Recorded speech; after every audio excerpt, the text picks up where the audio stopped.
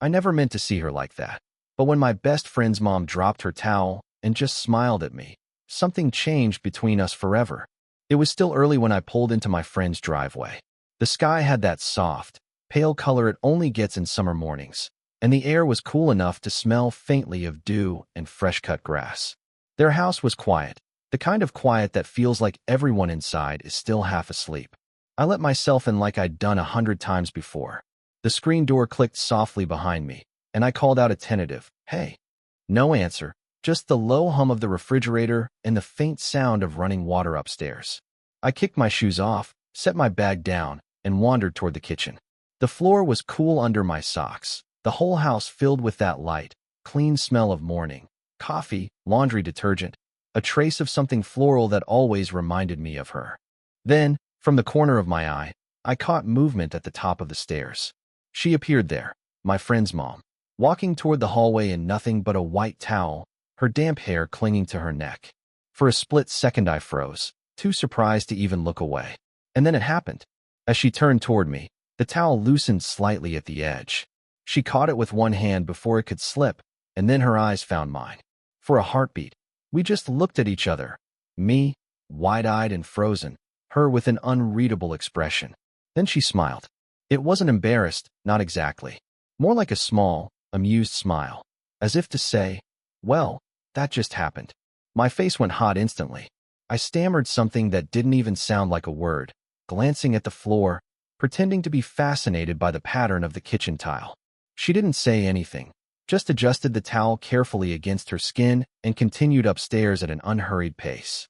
When she disappeared from view, I finally exhaled. I hadn't realized I'd been holding my breath. My heart was pounding, and I could still see that moment in my head, every detail too sharp to forget. The glint of water on her collarbone, the quiet confidence in the way she walked, the way her smile had felt like some kind of secret between us. I stood there for a while, staring at the empty stairs. The house was still silent, but it didn't feel the same anymore. There was a new kind of energy in the air, something I couldn't quite name. Half awkwardness, half something else entirely. When I finally sat down at the kitchen table to wait for my friend, I kept replaying that smile in my mind. It had been so quick, so subtle, but it left me feeling like I'd just crossed some invisible line, and I wasn't sure if I wanted to step back. By the time she came back downstairs, I had almost convinced myself to act normal. Almost.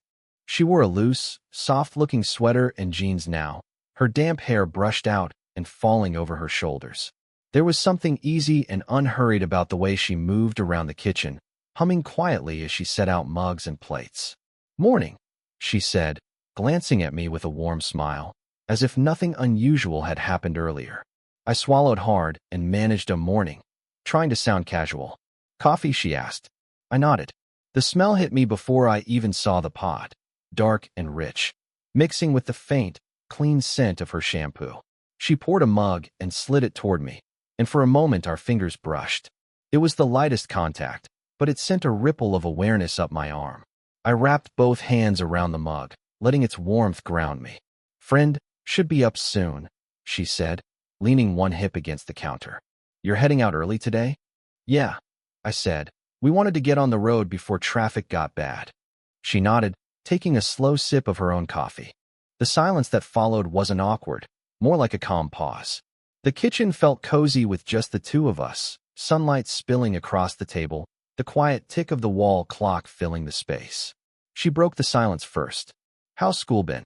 I told her about my last semester, the long nights, the ridiculous group project I'd been stuck on, and she laughed softly, shaking her head.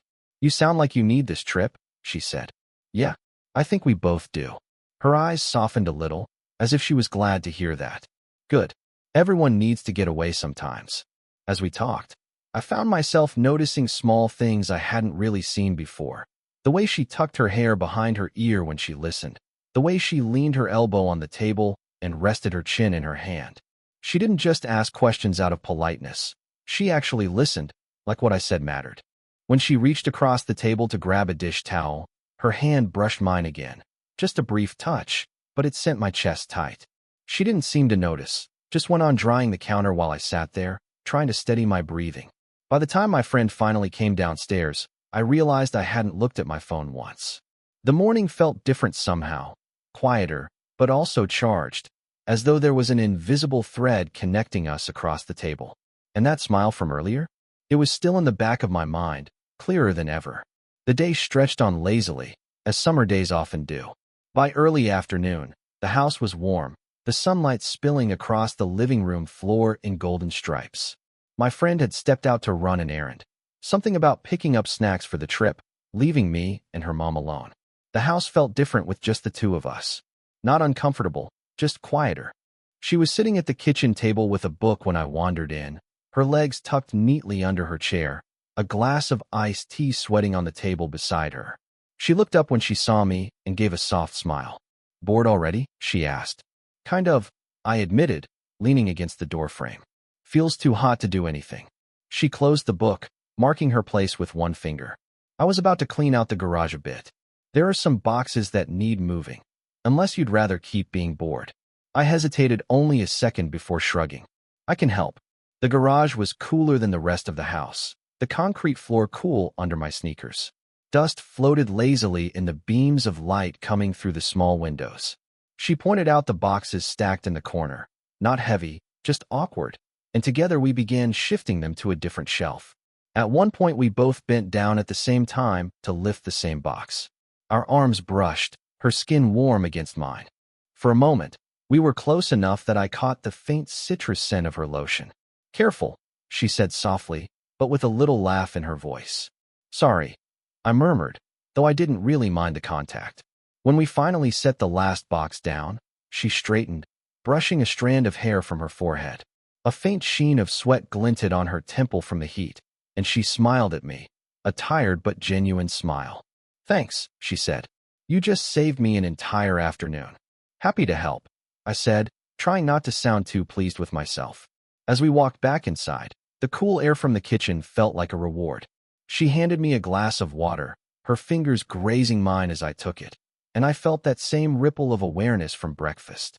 She went back to her book, and I sat on the couch, scrolling aimlessly through my phone. But I wasn't really paying attention to the screen. I could see her in the kitchen through the doorway, reading quietly, and the sight of her there, calm, content, completely at ease, filled me with a strange sense of peace. The house didn't feel empty. It felt warm, like we were both exactly where we were supposed to be. Evening settled slowly over the house, turning the sky soft and violet.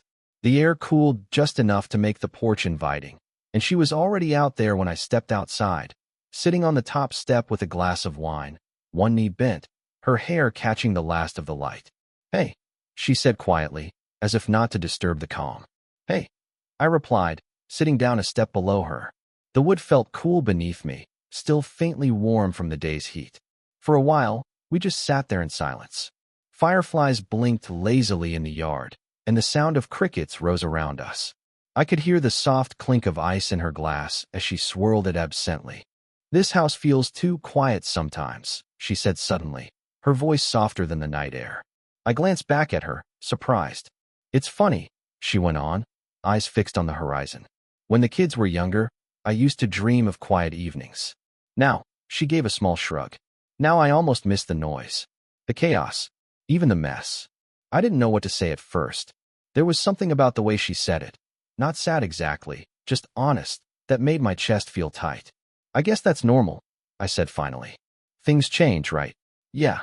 She smiled faintly, though it didn't quite reach her eyes. "It just sneaks up on you, you know? One day the house is full. The next, it's just you and your thoughts." She glanced at me then, and for a moment it felt like she was weighing something.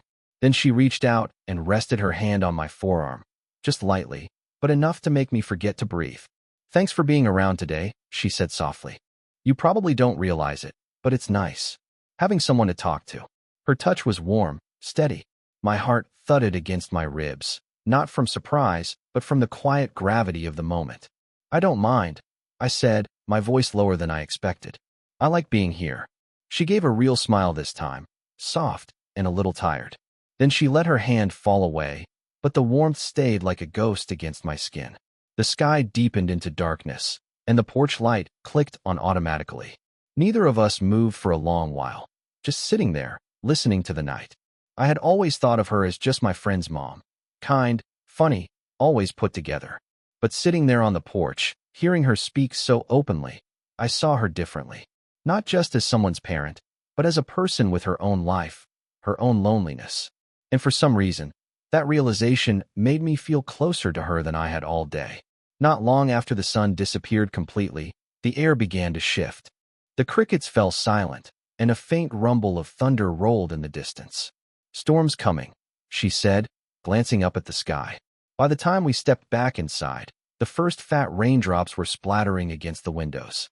Within minutes, the storm broke open, heavy rain drumming on the roof, wind pushing against the siding. The whole house seemed to exhale as the temperature dropped. She laughed softly, shaking her head as she shut the porch door. "Guess you two aren't going anywhere tonight." I shrugged, secretly glad for the excuse to stay a little longer. She switched on a single lamp in the living room, leaving the rest of the house in a warm, amber glow. The rain streaked the windows, the sound almost hypnotic. I sat down on the couch, and she joined me, not right next to me, but close enough that I could feel the faint warmth radiating from her side. For a long moment, neither of us spoke. The only sounds were the storm outside and the soft creak of the house settling. "This used to scare the kids," she said finally, her voice just above a whisper. "The thunder." She nodded. "I used to sit right here with them, until it passed."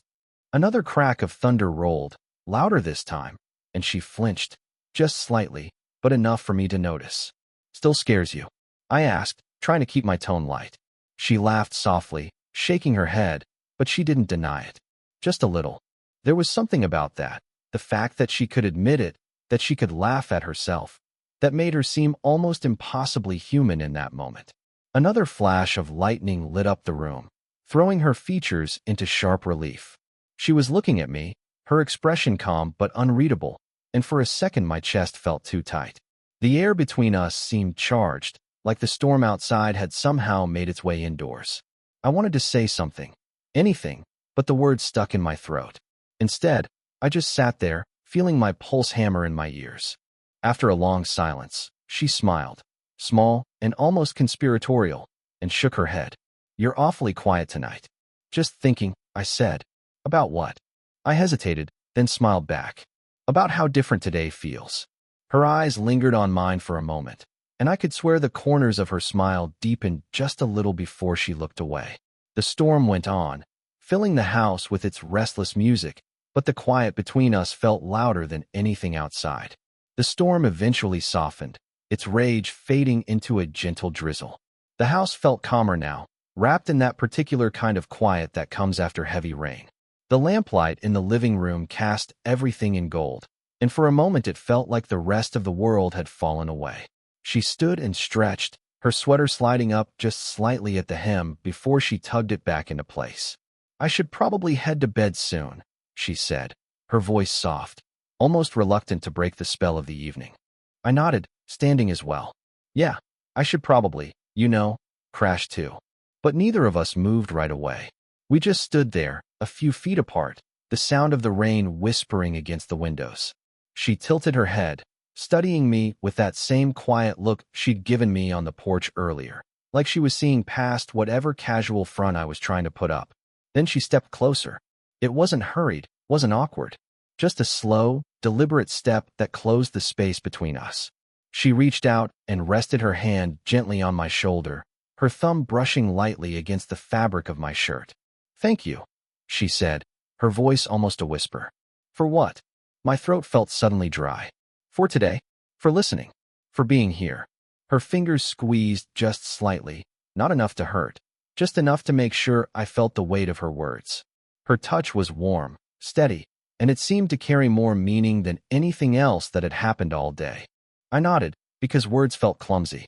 I like being here," I said quietly. She smiled at that, a real, soft smile, and for a moment her hand lingered, as if she didn't quite want to let go. Then she gave my shoulder one last, gentle squeeze and stepped back. "You should get some sleep," she said, her tone back to its usual calm, but her eyes still held something unspoken. I watched her walk toward the stairs, the soft creak of the steps following her until she disappeared from view. When I finally sat down on the couch again, I realized I was smiling without meaning to. The air in the room still felt warm where she'd been standing, and my shoulders seemed to remember the exact weight of her touch. Whatever this was, whatever had been growing slowly between us all day, it wasn't just in my head anymore. When I woke up the next morning, the storm was long gone. Sunlight streamed through the curtains, bright and soft, and the air had that clean, just rain smell that makes everything feel new. I padded quietly down the hall and into the kitchen. She was already there, standing at the stove in a loose t-shirt and jeans, humming softly to herself as she flipped something in a pan. The window was open, letting in the cool morning breeze and the distant sound of birds. She turned when she heard me. "Morning," she said, smiling. That same calm, knowing smile she'd given me the night before. "Morning," I replied, and this time my voice didn't catch. "Coffee's ready," she said, nodding toward the pot. I poured myself a cup, the smell rich and grounding, and sat at the table. For a moment, I just watched her move around the kitchen, the easy rhythm of someone completely at home. There was no rush, no awkwardness, just the comfortable quiet of two people sharing the same space. She brought over a plate of eggs and toast, setting it down in front of me. "Figured you'd be hungry." "Thanks," I said, meaning more than just the breakfast. We ate together without much conversation, but it wasn't the silence of strangers. It was the silence of people who didn't need to fill the air. Every so often, our eyes would meet across the table, and she'd smile that soft little smile again, like we were sharing a quiet secret no one else in the world would ever know. When my friend finally stumbled into the kitchen, bleary-eyed from sleeping in, the spell broke a little. The house filled again with chatter and the sound of clattering dishes, and just like that, it felt almost like any other morning. Almost. Because even as I packed my bag and said my goodbyes, I could still feel the weight of her hand on my shoulder from the night before, the warmth of that moment lingering under my skin. At the door, she stood a little apart from my friend, her arms crossed loosely, her expression calm but unreadable. When my friend turned to grab something from the car, she caught my eye and gave me one last, small smile. Not flirtatious, not awkward, just warm. It felt like a quiet promise, not of anything dramatic or complicated, but of understanding. That whatever yesterday had been, it mattered. As I climbed into the car and we pulled away, I looked back once. She was still standing there in the doorway, watching, her hand resting lightly against the frame. And for the first time, I realized I was already looking forward to the next time I'd see her.